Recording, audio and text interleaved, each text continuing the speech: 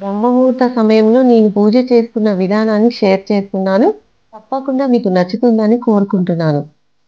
మన ఛానల్‌ని ఇంకా ఎవరైనా సబ్స్క్రైబ్ చేసుకోని వారుంటే సబ్స్క్రైబ్ చేసుకోండి. లైక్ చేయడం మర్చిపోకండి. ధన్యవాదములు. హలో అండి. అందరికీ నమస్కారం. Welcome back to our channel life with Suhasini.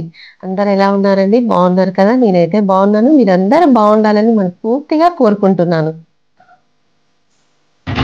బ్రహ్మముహూర్త సమయంలో కష్టమైన, ఇష్టంగా పనులు చేస్తుంటే ఎలాంటి సమస్యలు వచ్చినా ఎదుర్కొనే సామర్థ్యం లభిస్తుంది. ఆ సమస్య ఎలాంటిది అయినా సరే పరిష్కారం చేసుకునే శక్తి మనం కలిగి ఉంటాం. ఎలాంటి సమస్య అయినా సరే ఇంతే గదా అని చాలా సులభంగా పరిష్కారం చేసుకోగలుగుతాం. క్లియర్‌గా చెప్పాలంటే బ్రహ్మముహూర్త సమయంలో నిద్రలేచి చేసే పని ఏదైనా కావచ్చు గానీ కష్టం అనుకోకుండా ఇష్టంగా చేయడం వల్ల మనం అనుకున్నది ఏ పనైనా సరే తప్పకుండా ఆ పనిలో విజయం సాధిస్తామని గట్టిగా చెప్పవచ్చును. తలస్నానం చేసిన తర్వాత ముందుగా ఇంటి ముందు ముగ్గు పెడతాను. ముగ్గుని బియ్యం పిండితో వేయడం వల్ల శుభం జరుగుతుందని మన పెద్దలు చెప్తారు. అందుకే నేను బియ్యం పిండితో ముగ్గు వేస్తాను. ముగ్గు పెట్టిన తర్వాత కలర్స్‌తో అలంకరిస్తాను. ముగ్గుని ఎలా వేశాము, ఎలా అలంకరించాము అనేది మన ఓపిక అండి. ఇంటి ముందు ఎంత చక్కగా ముగ్గు వేసుకుంటే అంత కళగా ఉంటుంది. బ్రహ్మముహూర్త సమయంలో నిద్ర లేచేవారు అష్టైశ్వర్యాలతో వర్ధిల్లుతారని మన పండితులు చెప్తారు. బ్రహ్మముహూర్త సమయం గురించి ఎంత చెప్పినా తక్కువే అండి. బ్రహ్మముహూర్త ప్రాముఖ్యత గురించి మన పండితుల మాటలు వింటుంటే చాలా అద్భుతంగా ఉంటుంది. ఎంత విన్నా ఇంకా ఇంకా వినాలనిపిస్తుంది. బ్రహ్మముహూర్తం అంటే సూర్యోదయాన్ని బట్టి ఉదయం 3:30 నుండి 6 గంటల మధ్య ఉంటుంది. బ్రహ్మముహూర్త పూజా ఫలితం దక్కాలంటే ఉదయం 6 గంటల వరకు పూజంతా కంప్లీట్ అవ్వాలి. కాబట్టి నేను ఉదయం 3 గంటలకి నిద్రలేస్తాను. అప్పుడే 6 గంటల వరకు పూజ కంప్లీట్ అవుతుంది. టైం కూడా సరిపోతుంది. మన సనాతన ధర్మం ప్రకారము ఇంటి ముందు ముగ్గు వేయడం అంటే లక్ష్మీదేవికి ఆహ్వానం పలకడం లాంటిదని మన పండితులు చెప్తారు. లక్ష్మీదేవికి ఆహ్వానం పలుకుతూ ఇలా ఇంటి ముందు ముగ్గు అందంగా వేసుకోవడం అనేది మన నమ్మకం అండి. మన భారతీయ సంస్కృతి చెప్పే ఏ విషయమైనా సరే దాని వెనుక చాలా ఇన్ఫర్మేషన్ ఉంటది. ప్రతి దానిలో సైంటిఫిక్ రీజన్ కూడా దాగి ఉంటుంది. అందుకే మన హిందూ సాంప్రదాయం, మన పద్ధతులు అంటే నాకు చాలా ఇష్టమండి. ఇలా బ్రహ్మముహూర్త సమయంలో నిద్రలేచి ఇంటి ముందు కల్లాపి చల్లి ముగ్గు పెట్టుకుంటే ఎంత ఆనందంగా ఉంటుందంటే మాటల్లో చెప్పలేమండి. మన సనాతన ధర్మంలో కూడా రోజులో ఉదయం లేచినప్పటి నుంచి రాత్రి పడుకునే వరకు ప్రతి సందర్భంలో మనం పాటించాల్సిన నియమాలను, చిన్న చిన్న సంప్రదాయాలను గురించి చాలా స్పష్టంగా వివరించారని మన పండితులు చెప్తారు.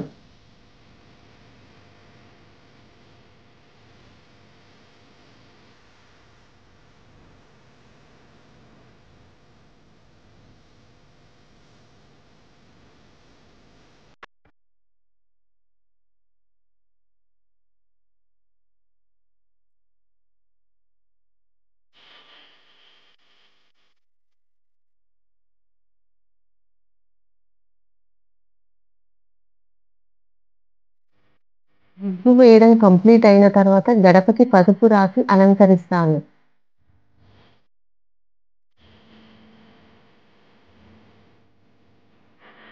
పసుపులో కొద్దిగా పెరుగు వేసి ఇలా రాస్తే మంచి కలర్ వస్తుంది. ఇలా రాసిన తర్వాత అమ్మవారి పాదాలు వేస్తాను.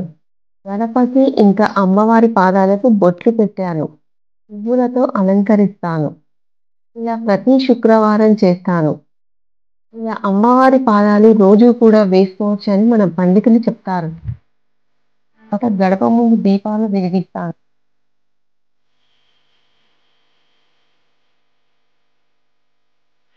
బ్రహ్మముహూర్త సమయం అంటే తెల్లవారుజామున ఇలా గడప ముందు దీపారాధన చేయడం వల్ల చాలా కళగా ఉంటుంది. లక్ష్మీ కళ ఉట్టి పడుతుంది.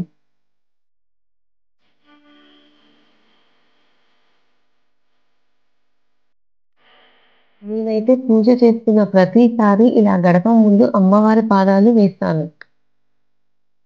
ఇలా బ్రహ్మముహూర్త సమయంలో నిద్ర లేచి ఇంటి ముందు ముగ్గు పెట్టి, ఇంకా గడపకి పసుపు రాసి అలంకరిస్తే ఎంత కళగా ఉంటుందంటే, ఇల్లు లక్ష్మీ కళతో కళకళలాడుతుందని చెప్పవచ్చు. ఇలా బ్రహ్మముహూర్త సమయంలో నిద్ర లేచి పనులు చేయడం వల్ల ఇంట్లో ఉన్న నెగెటివ్ ఎనర్జీ అంతా పోయి పాజిటివ్ ఎనర్జీ క్రియేట్ అవుతుంది. బ్రహ్మముహూర్త సమయంలో పూజ చేసిన ప్రతిసారి ఇంట్లో పండగ వాతావరణం ఉంటుంది. తర్వాత పూజ గది శుభ్రం చేసుకొని పువ్వులతో అలంకరించాను. పూజా సామాగ్రి ముందు రోజే క్లీన్ చేసి పెట్టుకుంటాను. పూజకి అన్నీ రెడీగా పెట్టుకున్న తర్వాత దీపారాధన చేశాను. పసుపు రంగు పుష్పాలతో అమ్మవారిని పూజిస్తే చాలా మంచిది అని మన పండితులు చెప్తారు. ఇంకా అమ్మవారికి ఇష్టమైన సుగంధాలను వెదజల్లే మల్లె పువ్వులతో పూజిస్తే చాలా మంచిది. ఇలా దీపం వెలుగులో అమ్మవారిని చూస్తుంటే 2 కళ్ళు సరిపోవు.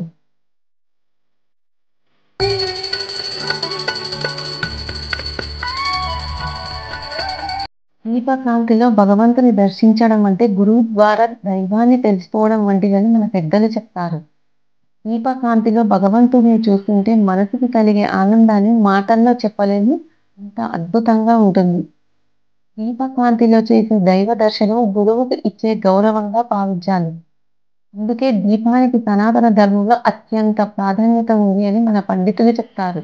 బ్రహ్మముహూర్త సమయంలో పూజ అంటే చాలా అద్భుతమని చెప్పవచ్చు. దేవాలయంలో ఉన్న అనుభూతిని ఇస్తుంది. బ్రహ్మముహూర్తంలో పూజ అంటే సాక్షాత్తు భగవంతుని దర్శనం చేసుకున్న అనుభూతి కలుగుతుంది.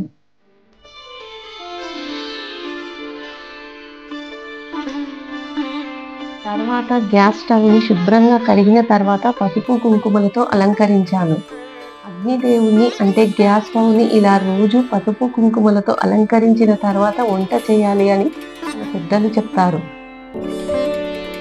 గ్యాస్ స్టవ్ దగ్గర దీపారాధన చేయడానికి 5 ఒత్తులు కలిపి ఒక ఒత్తిగా చేసి దీపం వెలిగించాలి. నేను ప్రతి శుక్రవారం ఇలా దీపారాధన చేసుకున్న తర్వాతనే వంట చేస్తాను. బ్రహ్మముహూర్త సమయంలో ఇంట్లో ఇలా దీపారాధన చేయడం వల్ల అష్టైశ్వర్యాలతో వర్ధిల్లుతామని మన పండితులు చెప్తారు.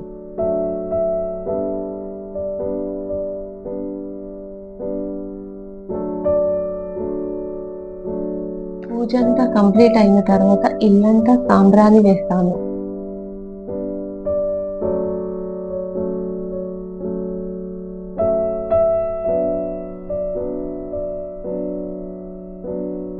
తర్వాత తులసమ్మ దగ్గర దీపారాధన చేశాను.